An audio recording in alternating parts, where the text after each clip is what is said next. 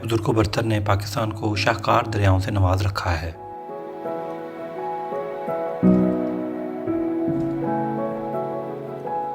शुमाली इलाकों से निकलने वाले ये दरिया कुदरती हुस्न को चार चांद लगा देते हैं।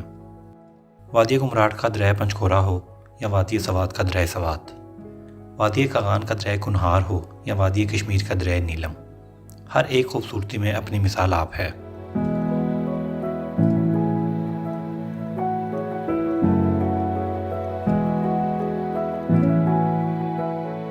ये फैसला करना नामुमकिन है कि इन दरियाओं में सबसे खूबसूरत दरिया कौन सा है। सैकड़ों किलोमीटर तवील इन दरियाओं में बेशुमार ऐसे मकामात आते हैं जिन्हें देखकर जन्नत का गुमां होता है।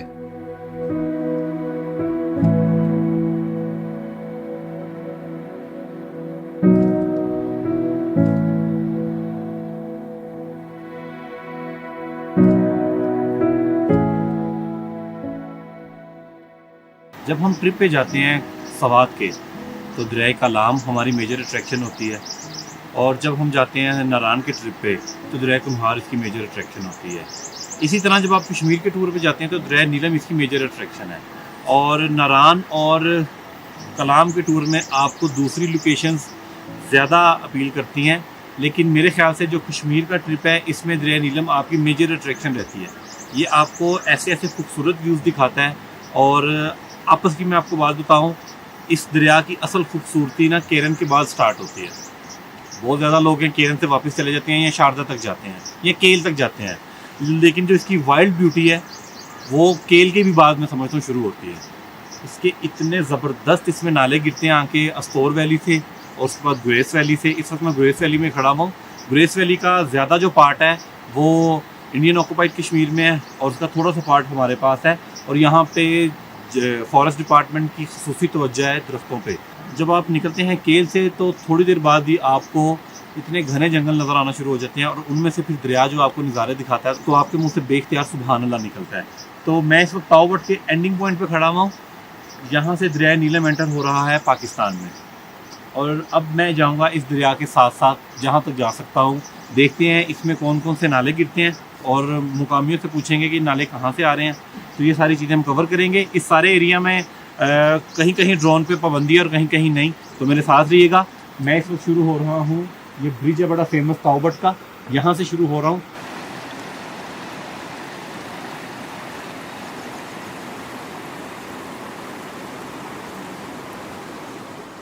दरिया नीलम ताओबट पर पहाड़ों से बल खाता हुआ आज़ाद कश्मीर में दाखिल होता है। ये नज़ारा पहली ही मर्तबा देखने वाले को वर्ता हैरत में मुब्तला कर देता है।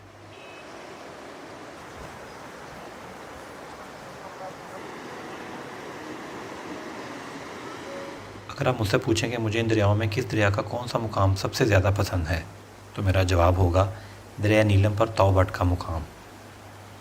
ये वो मुकाम है जहाँ दरिया नीलम मकबूजा कश्मीर से आज़ाद कश्मीर में दाखिल होता है। निज़ाम को ख़ास बनाने के लिए इस मुकाम तक आप बरास्ता मुज़फ़्फ़राबाद पहुँचते हैं। मुज़फ़्फ़राबाद से दरिया नीलम आपका हमसफ़र बन जाता है और आप आठमुकाम, केरन, शारदा, केल वगैरह से होते हुए ताओबट पहुँचते हैं।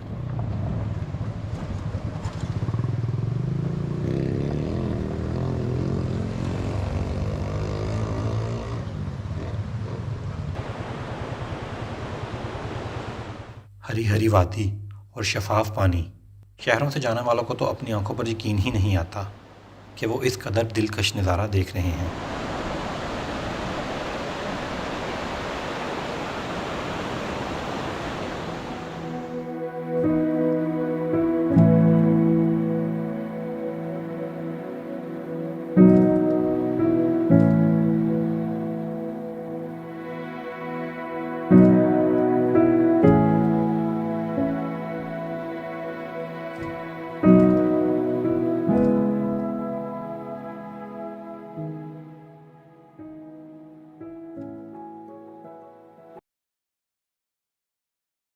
ताओबट से मुज़फ़्फ़राबाद की तरफ जाने से पहले इस दरिया में गिरने वाले नाले का थोड़ा सफ़र करते हैं जिसका नाम गगई है। ये अस्तोर के मैदानों से आता है।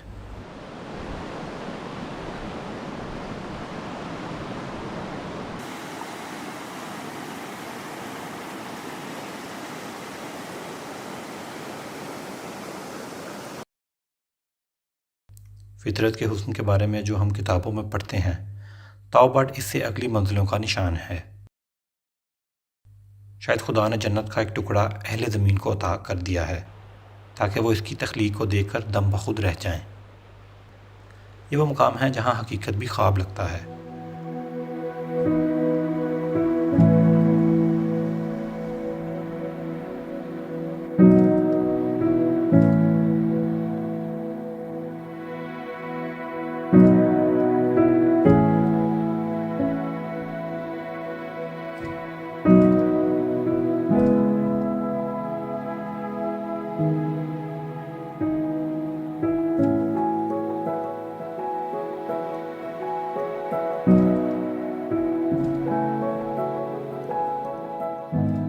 मैं तौबट वाला को क्रॉस करके थोड़ा आगे तक जाऊंगा।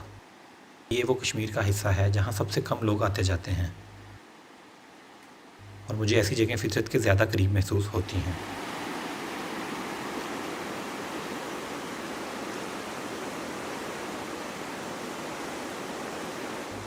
इस पूरे माहौल में दरिया का पानी ही नगमे सुना रहा है और दरख्तों पर छाया सब्ज़ा आंखों को तरावत बख्श रहा है।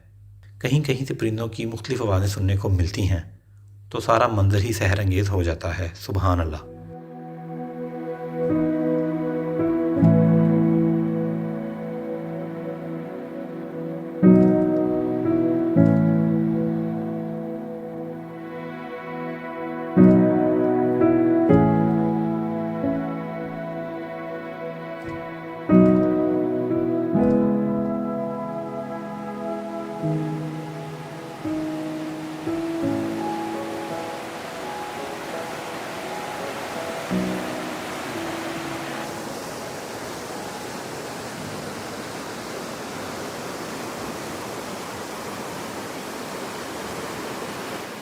मैं तौबट की तरफ से मुजफ्फराबाद की तरफ निकल पड़ा हूँ और आज के सारे सफ़र में दरिया नीलम मेरे साथ होगा। इस वक्त मैं गुरेज़ वैली में से गुज़र रहा हूँ जिसका ज़्यादातर हिस्सा मकबूजा कश्मीर में वाक़या है।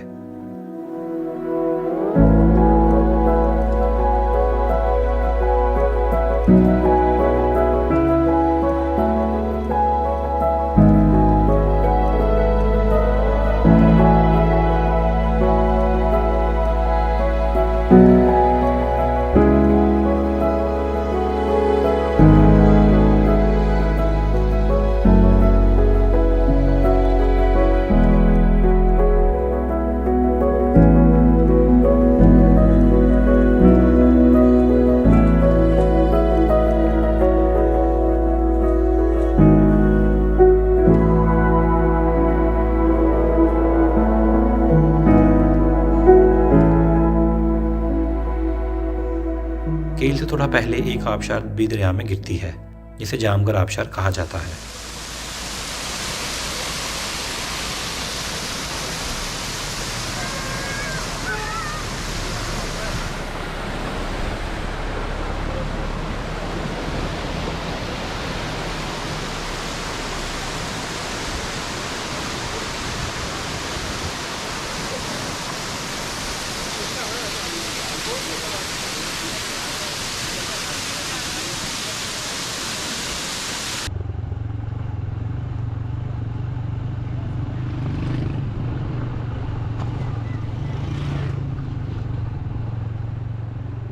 केल के बाद दरिया नीलम कभी सड़क के बहुत नीचे चला जाता है तो कभी सड़क के साथ बहने लगता है। इस पूरे सफ़र में कहीं कहीं घने जंगल आते हैं तो कहीं दरिया के दूसरी जानिब बहुत ही खूबसूरत आबशारें दरिया नीलम में शामिल होती हुई नज़र आती हैं।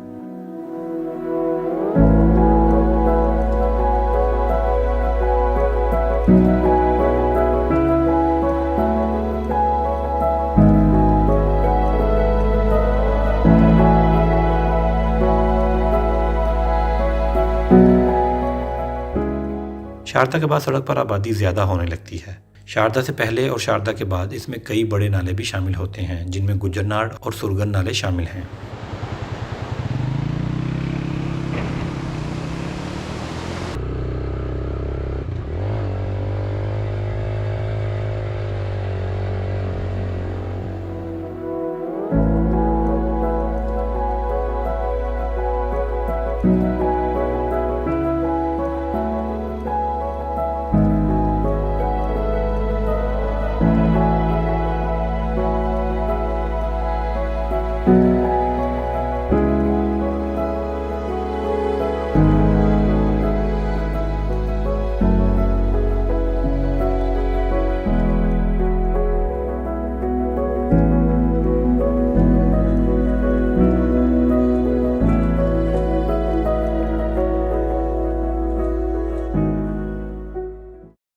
केरन के बाद सड़क बेहतरीन हो जाती है और मुसलसल नालों और आबशारों के गिरने से इसमें पानी की मिकदार भी काफ़ी बढ़ जाती है।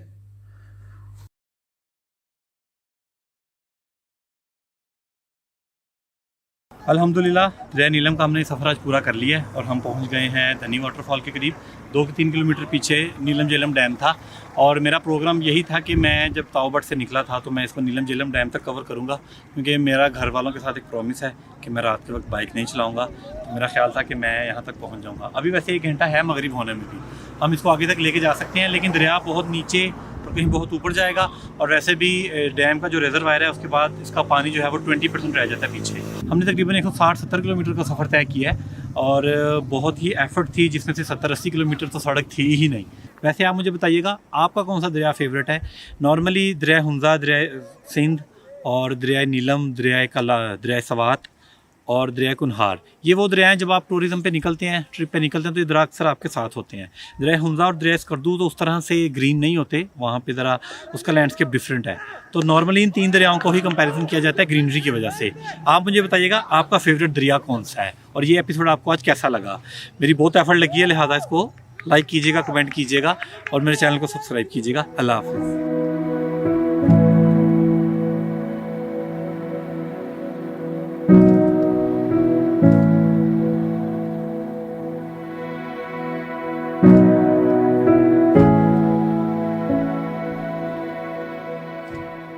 ग्रिपन ट्रिप में जल्द ही आपको पेश करने जा रहा हूँ कश्मीर का नहायत खूबसूरत फैमिली पिकनिक स्पॉट।